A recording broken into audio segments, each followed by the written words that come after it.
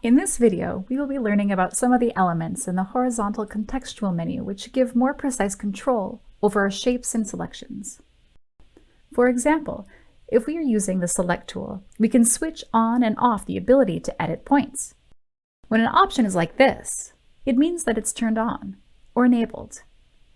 When an option is like this, it means it is turned off or disabled.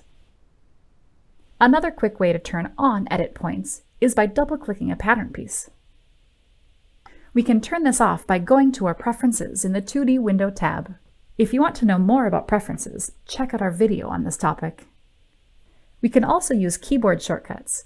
When using the Select tool, we can press the A on our keyboard to turn on edit points and V to turn off edit points.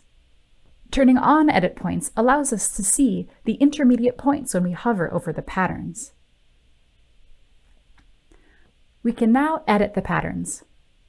To avoid adjusting the patterns by accident, we can turn off edit points when not needed.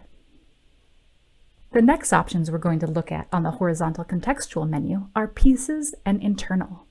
If we turn pieces off, we cannot select pattern pieces. The software locks all pattern pieces in place so we can focus on adjusting the internal elements. An example of how this would be very helpful is when an internal line is very close to a pattern edge and can be difficult to isolate and select. If we turn internal off, we cannot select internal elements. It means we can move or edit pattern pieces without accidentally adjusting the internal elements. This is useful when we have placed the internal elements precisely and do not want to accidentally move them while moving or editing pattern pieces. The next option we're going to look at on the horizontal contextual menu is the gizmo. The gizmo tool allows us to rotate and scale pattern pieces in the 2D window.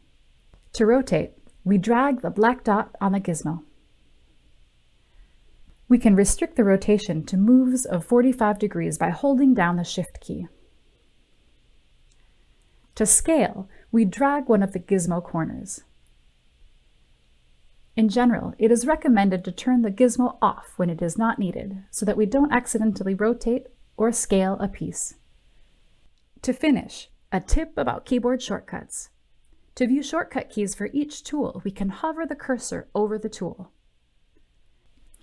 In this video, we've shown how to use the horizontal contextual menu. For more information, check out the Browser Help Center.